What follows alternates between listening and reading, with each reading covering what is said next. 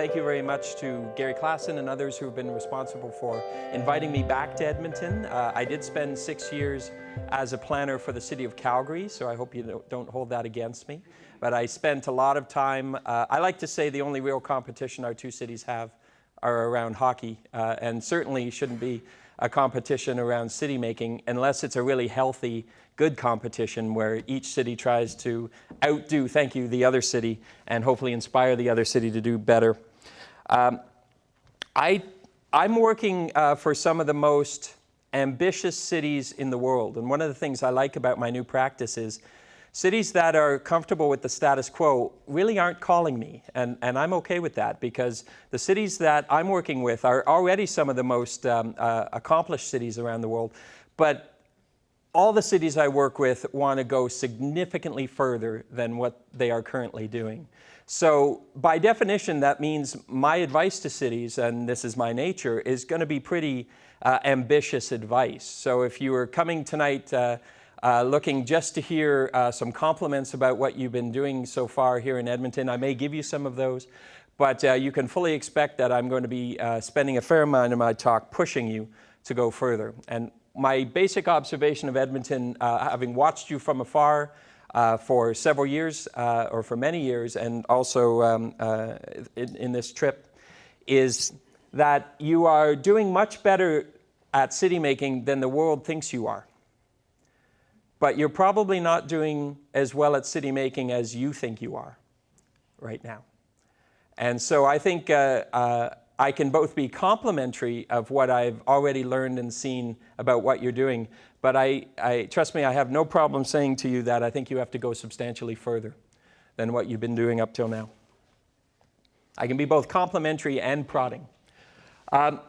You're right, I can't talk about growth without talking about density done well. It really is a way that I encapsulate a lot of my thinking around this. And trust me, let's get a few things out right away. I am going to talk about Vancouver. I hope there isn't eye-rolling or cynicism about learning from other cities in Canada. I know I got that. I had politicians while I was in Calgary who actually said to me, enough with the V word, Brent. We don't want to hear about Vancouver anymore. I don't think that's a healthy approach. I think that cities should constantly be looking at what other cities are doing well or better and wanting to learn from that. And so if you catch yourself eye-rolling, stop. Vancouver's doing a lot of things well. And the most important line on this slide is an economically successful city. And so when I work with cities that count themselves as being conservative by nature, I always make the point that everything I talk about in this presentation is not warm and fuzzy, it's not ideological, it's got a proven track record of success, including economic success, which should resonate with fiscally conservative politicians. It certainly should.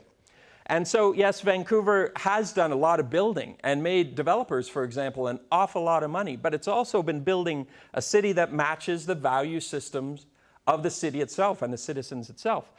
So this is the amount of transformation that a city can do in just 20 years. This is 1983 to 2003 in Vancouver. I like to say you can do a lot of damage or a lot of good in a relatively short period of time in a hot market, depending on the value system that's actually guiding your city making. But this is the real Vancouver, if you will. Vancouver's got a lot of attention for its downtown city making.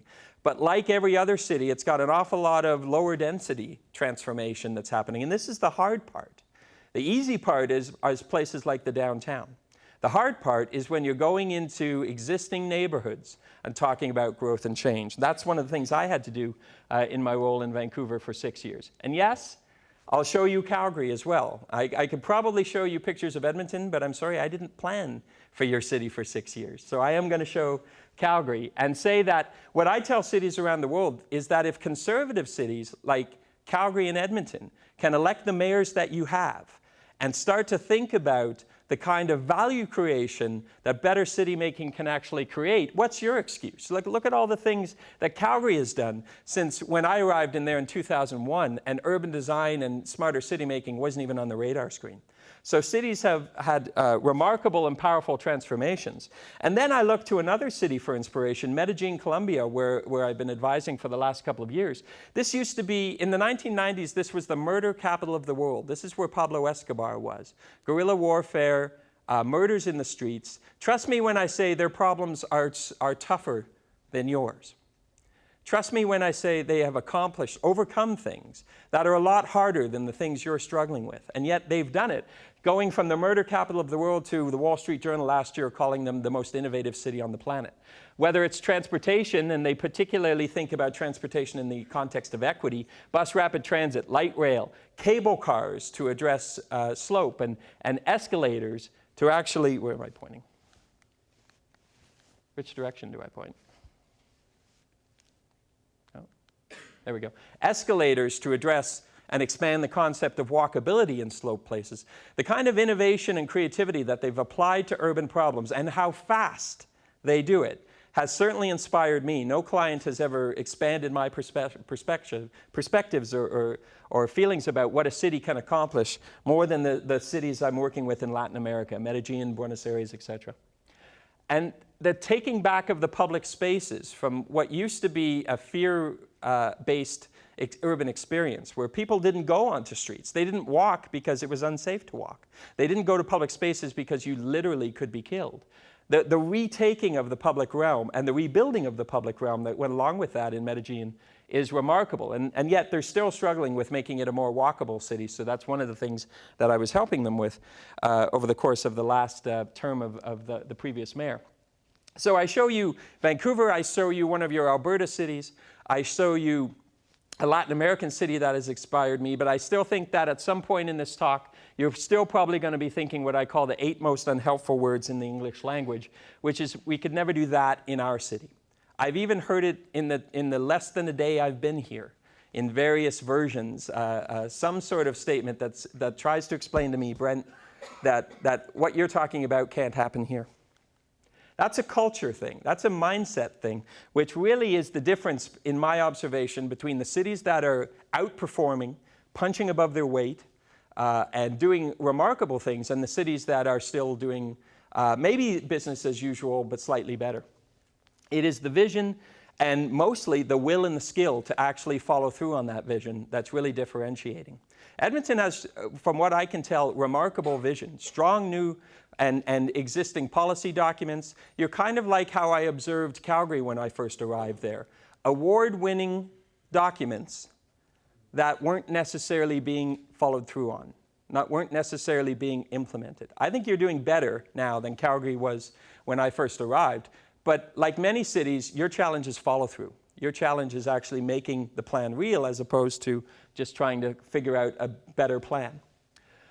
All sorts of issues that we understand are directly connected to how we're building our cities. Anything from housing affordability to unpredictable energy costs, and oil prices will go up again, but by how much and what effect it has on things like mobility is increasingly unpredictable. Climate change, aging population, public health issues connected to how we build our cities, all sorts of different things. So whether you're motivated by climate change and the recognition that how we build our city is the most important thing we can do for climate change mitigation, or you're connecting the dots between how we build our cities and levels of obesity and diabetes and heart disease, etc., where the doctors are becoming one of the most powerful allies we have. Note the headline, GTA's top doctors joined forces to encourage cities to plan for built-in exercise, walking, biking, and investment in public transit. The 4 public health officers of 4 regions in Ontario held a joint press conference to talk about city making. A remarkable moment. Got a huge amount of press. This is a document that was done in Australia. Does density matter? The role of density in creating walkable neighborhoods. Note the author, the Heart Foundation. I was brought to Australia to work with 4 different cities and states to help them with their planning. And I wasn't brought there by the cities or the states. I was actually hired by the Heart Foundation. It's an incredibly powerful new ally in the conversation about city making. And there's the math about how we build our cities. Edmonton has recently started to do some really impressive work around full cost accounting, or moving in that direction. Calgary, while I was there, was one of the first cities to start this kind of new math. London, Ontario, Regina. I'm doing it in Abbotsford right now, Halifax. There's math being done to look at the full cost and the life cycle costs of how we build, up versus out, in this direction, in that direction. And the math is powerful. It's getting the attention of every politician of every stripe, because when you're putting on the front page of the newspaper $3 billion difference, $10 billion difference within the life of a plan for infrastructure costs, this is a bell that can't be unrung. It's changing the conversation about how we're planning and paying for growth. And it's not just about how much you charge for the development charges, because no city in Canada is coming close to addressing the full costs, let alone life cycle costs of growth through a tool like development charges.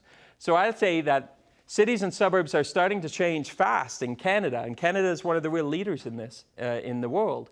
Not because of ideology around where we should be living, an urbanist's disdain for the suburbs or anything like that. It's about better math. And once we're doing better math, the conversations about city making is changing.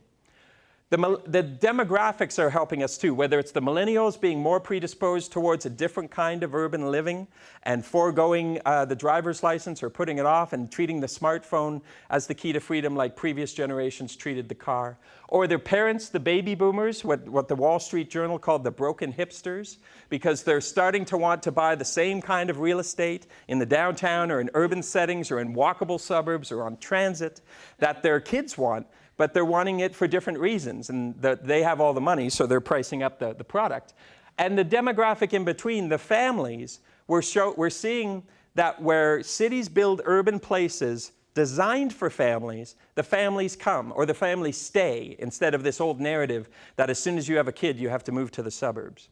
This is an accurate picture in Vancouver, 4 children living in the downtown, and they're actually paying a premium to live in the downtown. Why? Because downtown Vancouver, we designed our downtown for families with daycare and a second elementary school about to open and a public realm designed for kids, because if it works for kids, it works for everyone.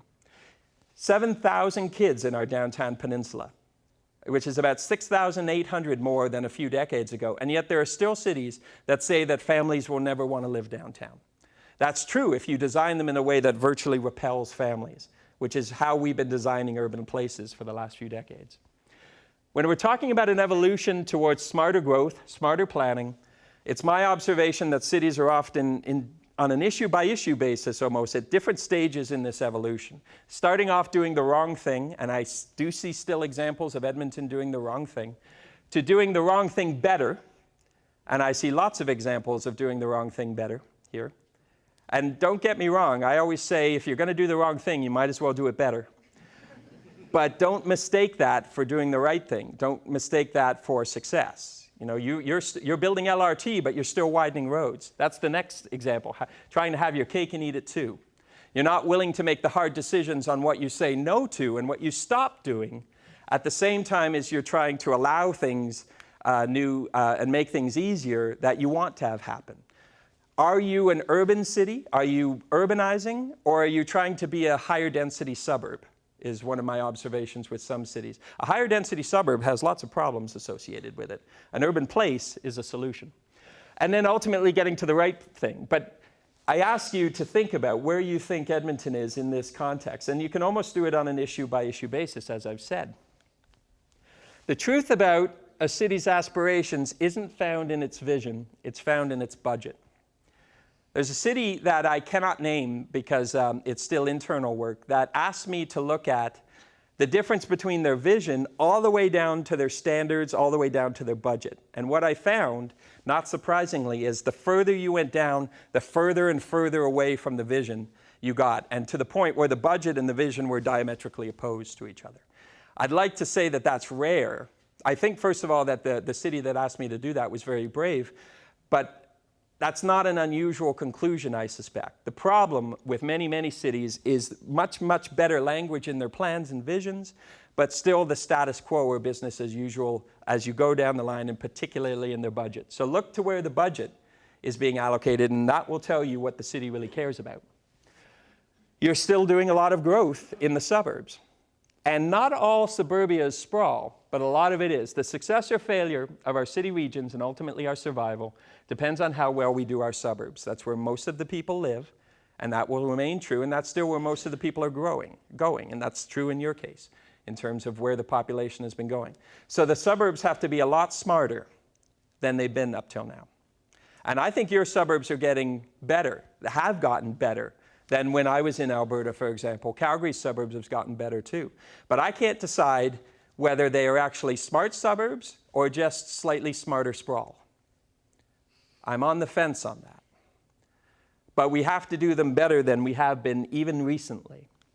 And not all suburbia is sprawl, but too much of it is. And the key problem with sprawl is auto-dependency.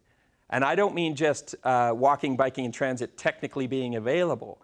It's got to actually be delightful. It's got to be an attractive option.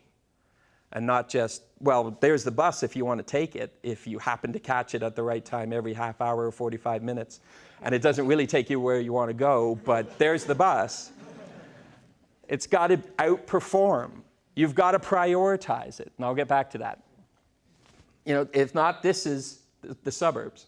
And I have nothing against the suburbs as a living condition, except if we're designing suburbs for only one choice, the car. The magic of what I call density done well is all the things that density does that outperforms. I created this slide when I was chief planner of Vancouver to go out and have the conversation as a civil servant to the public on why we should be talking about density at all. Because the narrative in Vancouver, along with most cities I know, is that if somebody's talking about density, it's probably land developers who want to make more profit. And if a planner is talking about density, they must be in the pockets of developers. I've heard that statement more than once in my career. So as I was out talking about all the things that density, if you do it well, can actually accomplish in the public interest, the reasons why a city hall would want to intensify the city, that's a different kind of conversation, a proactive conversation that has to happen constantly, an ongoing conversation like tonight's event. But it needs to keep going. It can't be just single events. So when we're talking about density done well, I start with land use and movement, mobility aligned. It's great that in your new city hall structure that both planning and transportation now report as part of the same body, the same branch. But culture is more important than the org chart. Remember, it'll be how those departments work with each other with a common definition of success that really matters. Density done well uses what I call the power of nearness. If you get actually your land use is mixed and dense, then everything is near, so you don't even have to debate whether you're going to take the car or the public transit to go further distances. In Vancouver, we say the best transportation plan is a great land use plan, and I actually saw that written in one of your Edmonton documents recently, so good on you for copying it.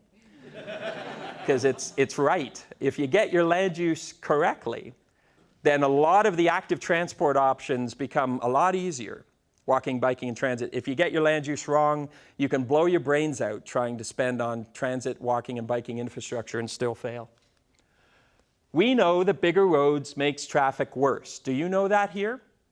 I've actually seen it in your transportation documents, but I wonder if it's well understood in your population, the concept of induced traffic or the law of congestion. The idea is we know from way back when Lewis Mumford wrote it in 1955, adding highway lanes to deal with traffic congestion is like loosening your belt to cure obesity. The idea is that they fill up 5 to 10 years, about 60% in the first 4 to 5 years. After that, the rest in the first 10 years. You build them and they fill up. So cities around the world are actually tearing down car infrastructure to rebuild their city, re-net communities together, reestablish a connection to the waterfront. All the cool cities are doing it. I joke that Vancouver doesn't get enough credit for never having built highways in the first place. But Vancouver, to a certain extent, is an inspiration to these cities that are tearing them down, because if Vancouver is what Vancouver is without having to build freeways, then maybe actually freeways don't make your city better. After Vancouver turned down the freeways and built a different kind of land use, a different kind of city as a result of that, things didn't change on a dime. We had a few decades of what we call the years of the warlords, where particularly land use and the engineers and the planners were at war with each other for supremacy over who controlled City Hall and who could influence council. Years of that kind of battle until ultimately it was a plan, the late 1990s transportation plan, half done by planners, half done by engineers, that changed that culture and started to create what we call the plangineer culture, because the engineers and the planners actually started to call themselves plangineers. The idea that you could have a common definition of success around city making, where the plan was the catalyst for this. And that was, as I say, 20 years after saying no to the freeways. It took a long time to get to that culture, though. Culture is incredibly important when you're thinking about breaking down silos in city making. That plan also, for the first time, prioritized, and you have this conversation in some of your policy documents around transportation, but your follow-through is probably lacking. Walking first, then cycling. Uh-oh. What's that? Somebody helping me up there? Then public transit third, then goods movement, and then the car. We say in Vancouver that we don't ban the car, we just prioritize it last. And that's particularly important in our most urban places. Not necessarily something you can achieve in the suburbs, but the important thing is that you're not trying to just balance modes. Balance is a bit of code for the status quo, only better. Because what I've rarely seen is a budget that actually seeks to try to balance modes. If you design a city for cars, it fails for everyone, including drivers. If you design a multimodal city, it works better for everyone, including drivers. The narrative that anything I'm talking about is somehow a war on the car is this kind of false choice that we have inserted in our narrative every once in a while. What I'm talking about is things that are actually proven to work better for traffic, because we know that it takes a lot of space to move everybody if everybody's trying to move by car. It's a fundamental recipe for failure, particularly when you have your land use wrong. In Vancouver, we had the Olympics where, aside from the festivities, we did the largest traffic trial in North American history. We reduced car use by 30% for 17 days. And what we found is that if we closed off all or part of a bridge and the world didn't end during those 17 days, we could use it as justification. Sorry, it's really slow. For building into our new plan a rethink of that carriageway. And the world won't end when this is done. And if we close the viaducts for the Olympics, and then later for the filming of the Deadpool movie, if you go see Deadpool, you'll see our viaducts, all those big car crashes. And we closed it for 2 weeks or 2.5 weeks during the filming, and the world didn't end again. So you don't even need an Olympics as an excuse to close infrastructure. Just, I don't know, do a movie. But the point is that the world doesn't end. We held a design competition about what you could do without the viaducts, and then just recently, Council finally made the decision that the viaducts are going to come down. And all those public spaces we closed for the Olympics, for civic celebrations, we started to close on weekends and in the summer all the time. So you're taking space back from the car and giving it to the people for all sorts of regular celebrations, civic celebrations, just daily use, parklets, etc. The idea that if you reprioritize and reposition space, give it back to the people, essentially, you're creating a different kind of a city. When we're designing the architecture of the city, it's constantly about how it reinforces the walkable city through the street wall. Yes, we think about the horizontal, but we particularly emphasize the vertical. Constantly things activating and enlivening the walker's experience. We reward the walker for making the right choice, if you will, through doors and windows and all sorts of things that are active. No blank walls. If there's a #1 architectural principle in smart city making in Vancouver and other cities, it's don't allow blank walls. They are damaging to the walking experience. So constantly designing an artful mix at eye level.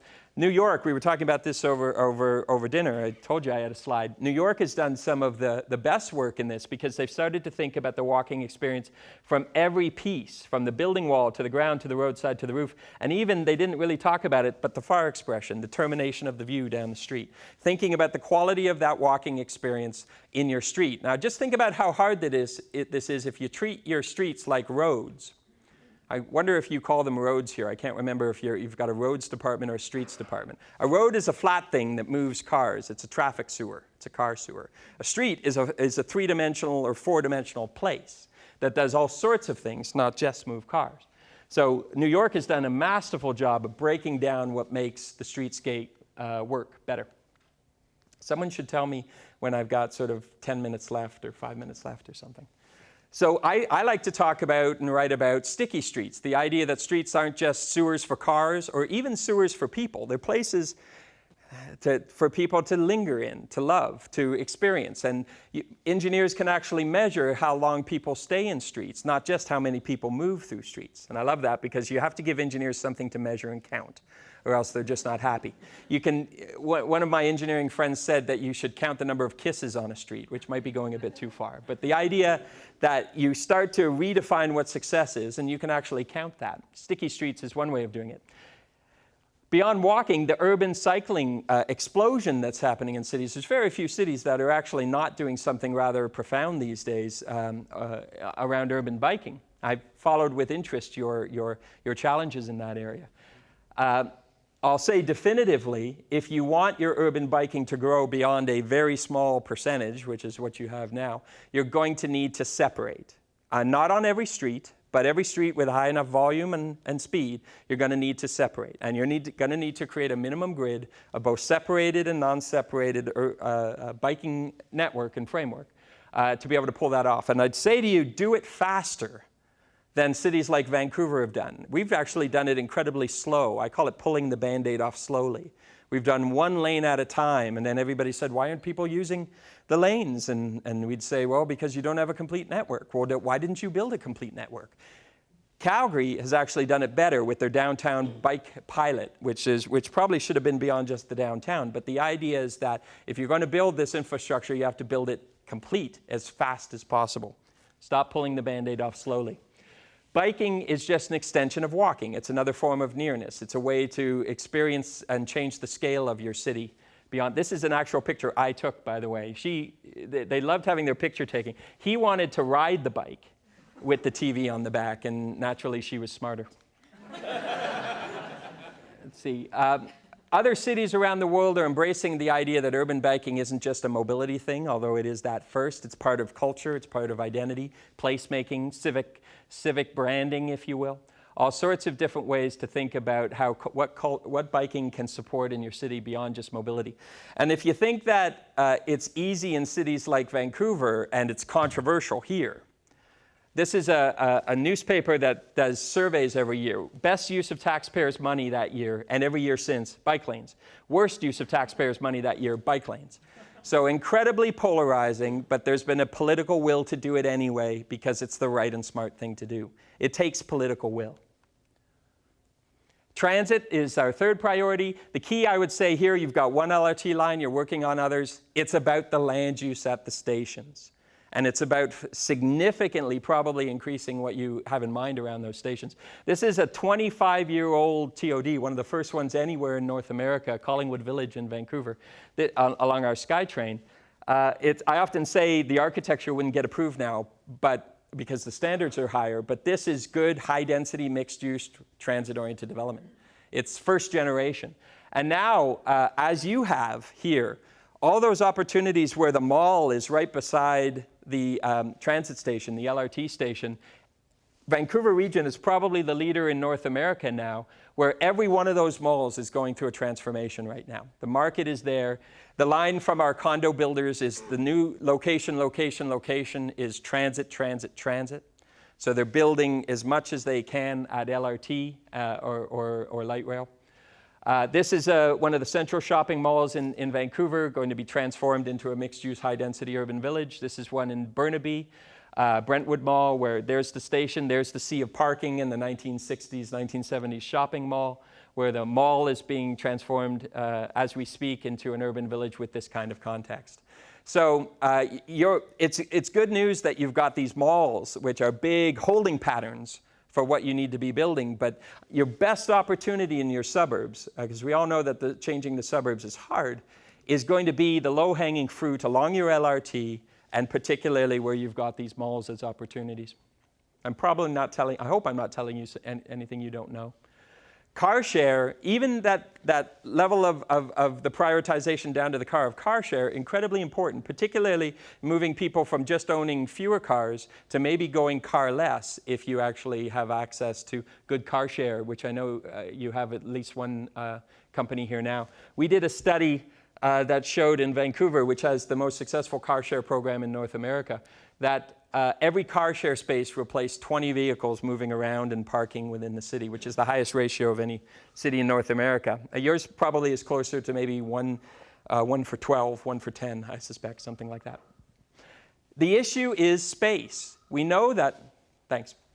We know that if everyone tries to drive, no matter if it's electric cars or driverless cars, which will not solve our problems for us, it just takes up too much space in the city. And so cities are taking all sorts of whimsical ways to make the point that whether you're walking, biking, or transit, it just takes less space.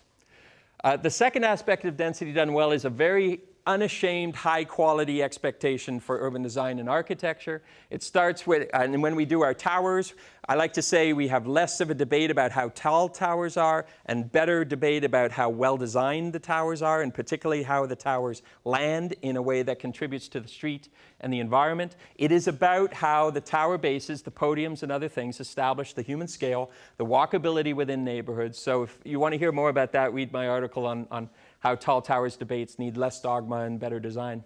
But we intend to be entirely too focused on how tall buildings are and not enough on how they're designed. People have used this term vertical sprawl and suggested that downtown towers are vertical sprawl. What I say is, if you come down the elevator of your tower and walk out onto your street and go to your school or get your groceries or pick up your child at daycare, that's vertical urbanism. If you ride down the elevator and into the parking garage and go out onto your access way out onto the highway, then that's vertical sprawl. I saw examples of both today. Great design creates value. This is a slide I actually created for the mayor of Sydney in doing some work for her, where cities are understanding that this idea of good urban design isn't just a nice to have if you have spare money left over. These are all the ways, and I won't go through them, that both private sector and public sector, spin-off effects, multiplier effects, value creation results from better design. So this is not a nice-to-have aesthetic add-on at the end. Beauty outperforms ugly, and it's remarkable how expensive ugly could be. We build a lot of ugly, and we spend a lot of money on it.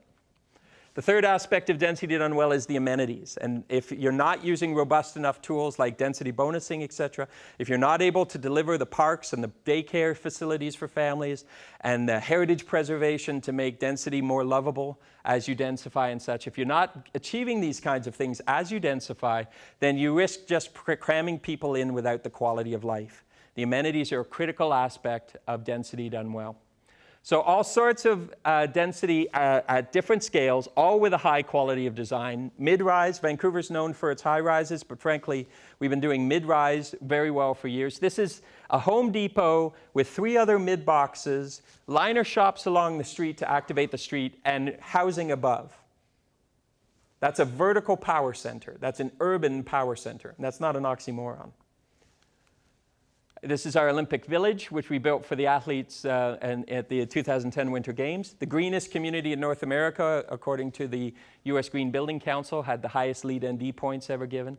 The key is that it's a game changer. It's been a game changer for us, both in terms of passive design, relearning how buildings actually can naturally light themselves, ventilate themselves, etc., and district energy, which is a real game changer in how we build cities. So I wonder, I haven't figured out where you are yet on this learning curve.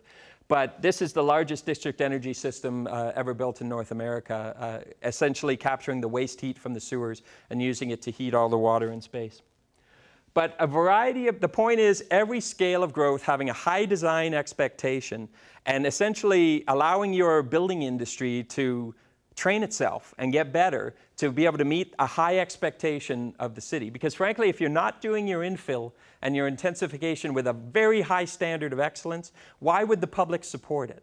You have to be able to deliver quality when you're doing this kind of conversation. And if you don't have the culture and tools to deliver that, NIMBY is going to be a natural thing that probably is to a certain extent justifiable if you can't deliver the quality. My friend in California calls all these forms of densification the missing middle between a single-family house and a mid-rise and high-rise, all the different kinds of ground-oriented densification that still give people a connection to their yard and their ground and have similar scale to a single-family house. I called it gentle density, hidden density, and invisible density when we did the laneway or the eco-density exercise.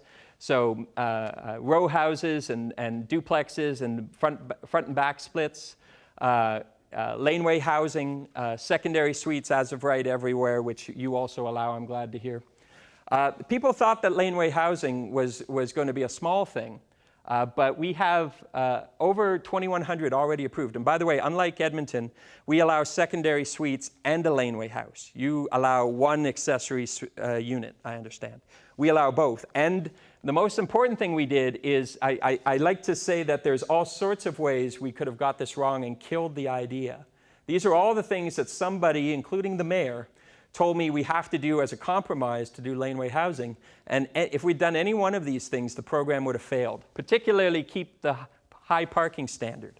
I know a lot of cities that have allowed secondary suites, laneway housing, but your parking standard's still killing the idea. We reduced the parking standard to 1 parking space per lot, even though we allow 3 units on a lot. If we hadn't, the idea would have died. Where are we going? Here we go. So, over dinner tonight, we were talking about how everything I'm talking about is hard. And if you were hoping I would come to town and tell you how you could make it easy, I'm not.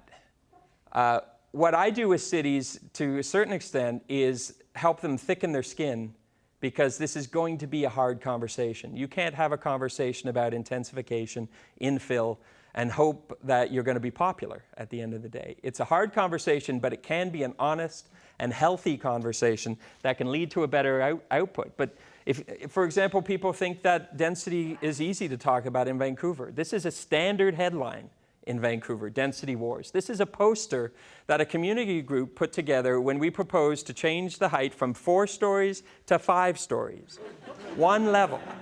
And it shows you they have pretty good graphic skills. So you got to up your game at City Hall. But the point is, none of this is easy, but all of it is important, and you need both the political will and the staff bravery to be able to talk about a lot of things that often City Hall staffs don't like to talk about. But ultimately, you're trying to get to a conversation about how to make your intensification better. I like this Jonathan Barnett phrase, it's not how dense you make it, but how you make it dense. It's both. It's how dense you make it, and it's how you make it dense. And I want to take the conversation from NIMBY, which is not in my backyard. Some people say it should be NIMBY to YIMBY. YIMBY is yes in my backyard. NIMBY is no in my backyard. Both of those are dumb and oversimplistic. What I like is Quimby, and that's not the mayor from The Simpsons. It's quality in my backyard. The entire conversation becomes about how you build better. And you have to be able to, as a city hall, deliver that quality, or else you have no credibility with your community. So I know I'm over. I'm going to end with just a few snappers here because it's a little off topic, but I wanted to say it anyway. In the meantime, as you're building this intensified city with up as well as out, there's a whole bunch of things you could be doing to make your city better right now, really easy. And I said there's a lot of really simple ideas out there that could strengthen our cities, but it's remarkable how hard we make simple things. And that's true of many city halls, including the city halls I've worked in. So as an example, I'm working in Auckland, New Zealand. The waterfront was a no man's land of parking lots, and they just very quickly, overnight, striped and put in planters, and it became a promenade. Now, it's not perfect. There's still the parking there. But it's something they did immediately that connected places. Simple, fast, and non-bureaucratic. Similarly, techniques and tools like food carts. I'm amazed that cities are still having these wasteful debates about competition with restaurants and things like that. Food trucks and food carts can be an incredibly powerful gap filler and placemaker in the context of all the holes you have in your urban pattern. And I learned this in places like Portland, but I particularly learned it in places like Christchurch, where I've been advising them with container urbanism. So food carts, movable chairs, container urbanism. Christchurch is, of course, where the earthquake happened. 80% of the building stock in the downtown gone. So to say they had a gap-filling exercise is an understatement. But they've done remarkable and smart things in filling those gaps. And what I say to cities is you don't need a tragedy like that to look at the holes in your urban pattern right away and fill them quickly and get out of your own way. And then there's all the little things that you can facilitate and at least allow, if not facilitate. I told you I had Lego in my PowerPoint. But I've started to collect these on Twitter under the hashtag City of Smiles, all the things that we see every day that just get built into your urban pattern and allow you to enjoy and feel a little bit of surprise in your urban life. So maybe that's the best place to stop, because there's a lot of serious and hard things to talk about, but there can be things that are fun and a little more frivolous, but meaningful to talk about too. The future is full of big, bold ideas, each with their own tough choices and gut check moments. I find myself advising politicians particularly, where I look them in the eye a lot and I say, how bad do you want it? Because if you really want it, you're going to have to say yes to things you haven't wanted to say yes to, and you're going to have to say no to things that you've gotten used to saying yes to. And if you're not willing to do those things, you're not going to achieve the city that's in your vision statement. Thanks very much.